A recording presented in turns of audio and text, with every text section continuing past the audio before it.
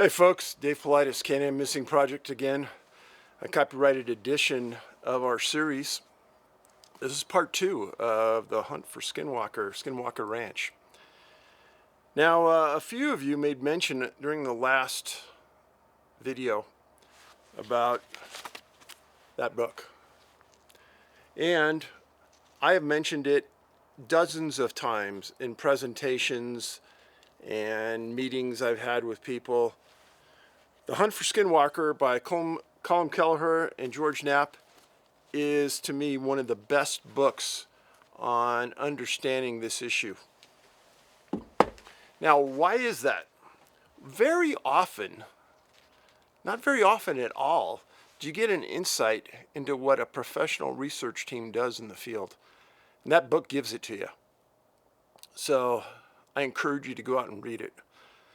And the people that regularly follow me, they know I push that book very hard.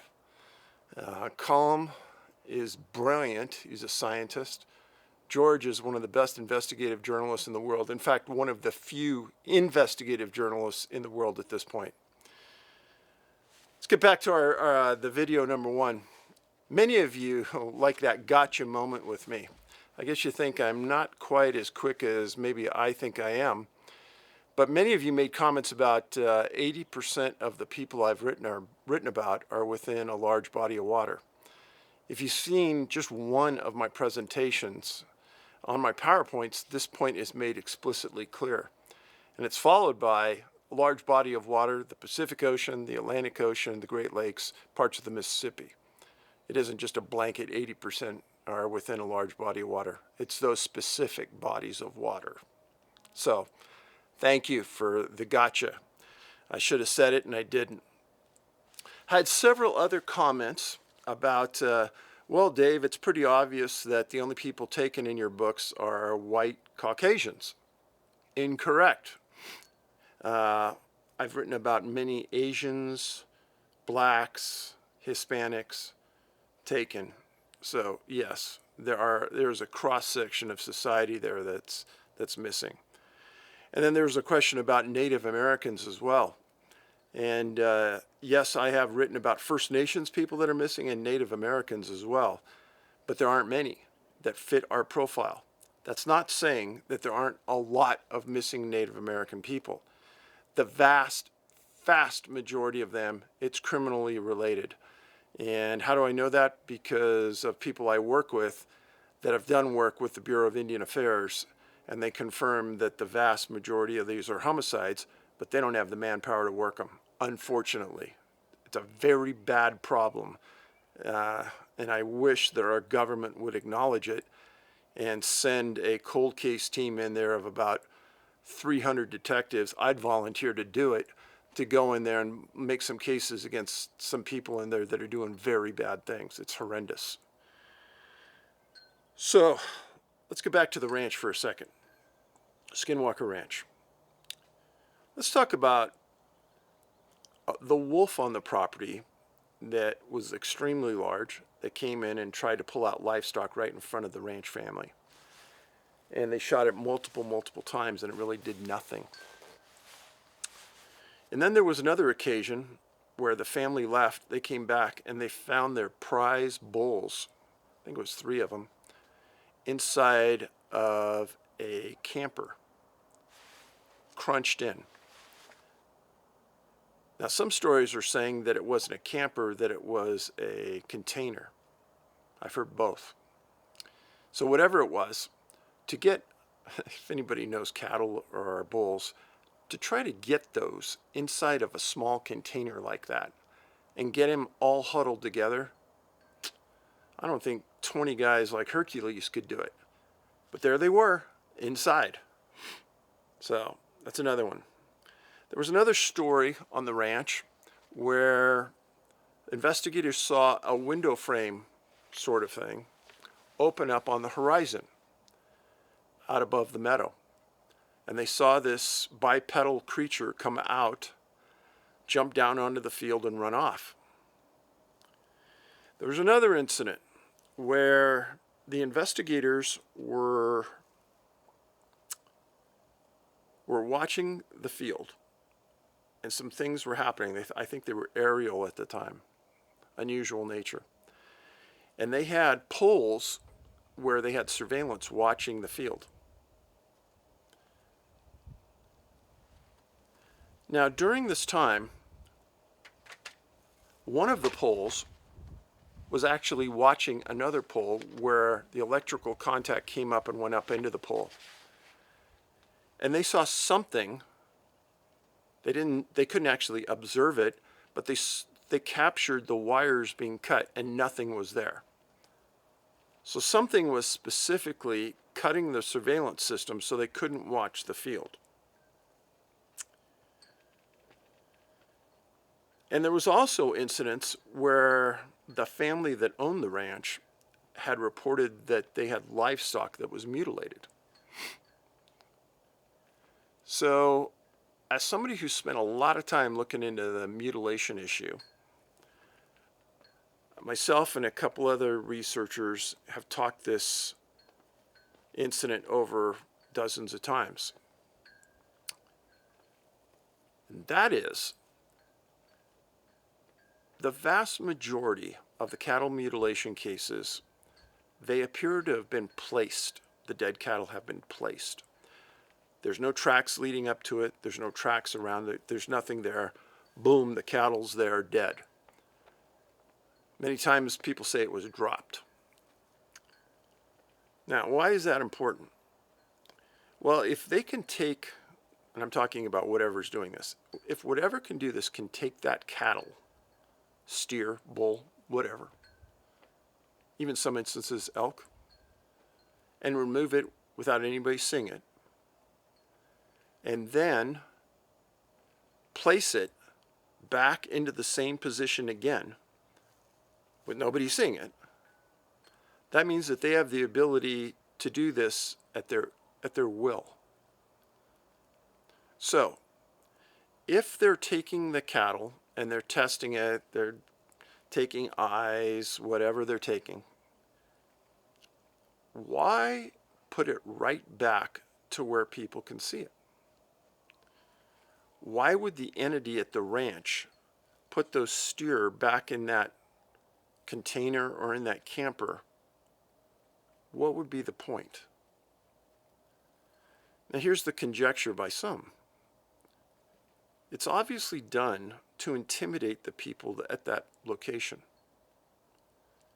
Now, if it's not done for intimidation, is it done to test the reaction or the psyche of the humans that are on that site? Because again, they could put it anywhere. They could put it way up in the mountains. They could put it in the middle of the lake. But no, they put it back in a position so people could see it, be frightened, be intimidated, be afraid. So that's something to think about. And why did that come up in our talks? Well, I'd be an idiot if I said that I didn't read comments, if I haven't read hundreds, if not thousands of people writing to me over the years. Well, Dave, it's obvious that the victims that are taken are picked up and pulled away. And the assimilation being is that, well, that's one thing that's done with cattle mutilations as well. And that's happening at the ranch. It has happened at the ranch. But it's also happened at hundreds, if not thousands, of other locations across the world. So why is it happening? And it's not just happening to cattle, elk. It's also happening to cats and other livestock. But why? Good questions. There's also a thought that at the ranch, there's multiple entities at play. And what does that mean? Well, it could be something in the water, something from the sky, something flying in the sky, something possibly in the ground. We don't know. But it's hard to point at one thing as the cause of the missing people. It's also hard to point at one cause for what's happening at the ranch.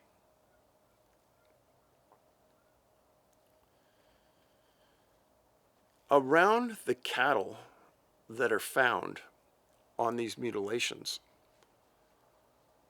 again, as I've stated, very rarely do they ever find any tracks. Also, very rarely do they see any other animals around the animal that was mutilated. And I've heard all kinds of things about, oh, this is because of this, this, and this, or that, and that. Animals are attracted to smell and odor. Here's a thought for you. What if the livestock that was placed back in that location had been cleansed? And I mean had no germs on it. And if it has no germs, then other animals, bugs, insects won't come to it because they won't recognize the odor. They won't recognize the smell. And it also won't break down like other animals because there's nothing on it to break it down. It's one of the more compelling things I've heard about this. Now, if any of you have read my stories, you know that I've talked about a couple of times where people were found and the coroners actually noted that they appeared to be cleansed. So that's a fascinating twist to this. It's very rare that I've read that, but I put it in the books. One last story. At the ranch, the woman that was the wife of the rancher had come home at times from going to the store and put her groceries on the counter. And she didn't go a lot, but she had massive amounts. And when she put them away, one time I think she was going to take a shower, and she came back out, and all the groceries were back on the counter. Now think about that.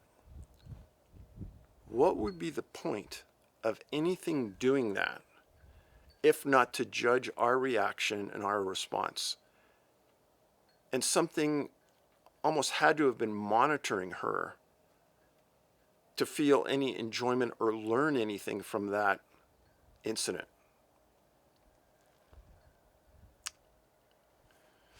Now, had some good things to read to you, and I'm going to read one to you now.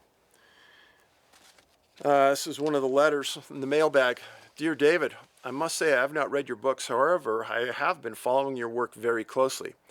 I wanted to add this to your armory, even though it is just an opinion. The entity you seek is a hunter, but it is not a hunter of flesh, more of an adjudicator of consciousness. It is my belief that these individuals are literally judged by their thoughts, ancestry, intentions, etc. How many of your vanished people are out in the wilderness and not protected by their gun, bow, or family? Their own thoughts and intentions in that exact moment. The will of this thing will judge your presence and intention at that time. Returned if deemed innocent or misidentified and disabled. A natural cleansing of nature that we all feel primally. Since the dawn of time, keep it up. Great job. God bless you and the missing. I was pretty well stunned when I read that first, but then I started to think about it. I have an issue with one part about what he said, the innocent. Too many young children, I mean really young, have disappeared before they could ever develop evil intentions. I think all of those kids are innocent. So I don't agree with everything that was said, but I find it fascinating and it caused my mind to work, so I appreciate that. Now this next one, for you science-minded people, I want you to stay with me on this because this is good. Scientists discover a new state of matter for water. One of the most basic things we were taught in high school classes is that water can exist in 3 states, either solid ice, liquid water, or vapor gas. But an international team of scientists have recently found signs that liquid water might actually become in 2 different states. Writing an experimental paper published in the International Journal of Nanotechnology, researchers were surprised to find a number of physical properties of water change their behavior between 50 degrees centigrade and 60 degrees centigrade. This sign is a potential change to a second liquid state, which could spark a heated discussion in the scientific community.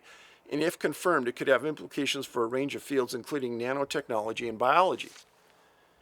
States of matter, also called phases, are a key concept in the study of systems made from atoms and molecules. Roughly speaking, a system formed from many molecules can be arranged in a certain number of configurations depending on its total energy. At higher temperatures and therefore higher energies, the molecules have more possible configurations and are more disorganized and can move about more freely in the gas phase. At lower temps, the molecules have a more limited number of configurations and so form a more ordered phase, a liquid. If the temperature goes down further, they arrange themselves in a very specific configuration, producing a solid. Now, before I lose you, why is this important? I've stated over and over, water is an important part of this. Now, many people have disappeared on top of water, ice, floating on water. Many people have disappeared in the sky, amongst clouds, water. So hang in there.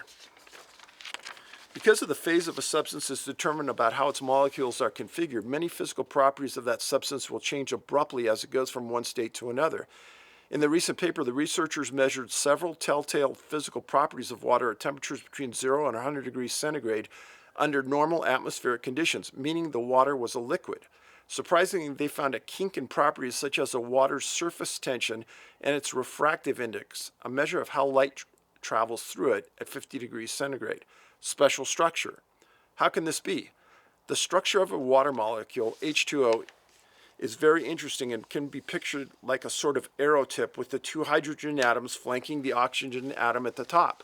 The electrons in the molecule tend to be distributed in a rather asymmetric way, making the oxygen side negatively charged relative to the hydrogen side.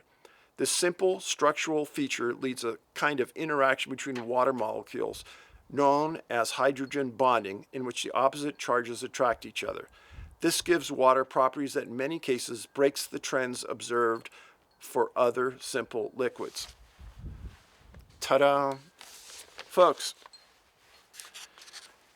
I know many of you think, oh, because normal science doesn't talk about this stuff, it can't be.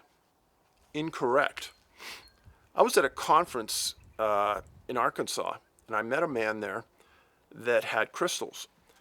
And we ended up having about a 3-hour conversation about quartz, crystals, and granite. And he was a pretty famous geologist. And I learned a ton. Now, the important part of this, there's a lot more we have to learn about water, granite, quartz, and missing people. And why is this important? We're going to talk more about this as we go forward in this series, and you're going to try to open your mind up and accept that there's a lot we don't understand. Just like this paper that just came out about water. And I'll talk to you some more about crystals, about granite, and about quartz, and about the charges that they can hold, and the important factor behind that. And why walking into Yosemite National Park may hold interest to the people that are doing research on missing people. Because once you're on that granite floor of the valley, you look around to all sides, and what do you see? Nothing but one kind of rock, granite. Before I go, I had some great emails from people talking about our population and how they've been challenged. And again, the truckers doing a tremendous job. And also people that are close to my heart, firefighters, police officers, paramedics, the people who are on the front lines responding to these things. You know, where would we be as a society if these people didn't come to help us at a time of need? And they throw themselves many times right into that line of fire, whether it's disease or something else. Sometimes we lose track of that. but I know that there's a ton of you first responders out there because of the emails I've got. Trust me, I think about you all the time. So thank you from the bottom of my heart. I know all the good people that watch this appreciate it as well. Be safe. Think positive thoughts, like I said before. And I'll be back soon. Have a great week.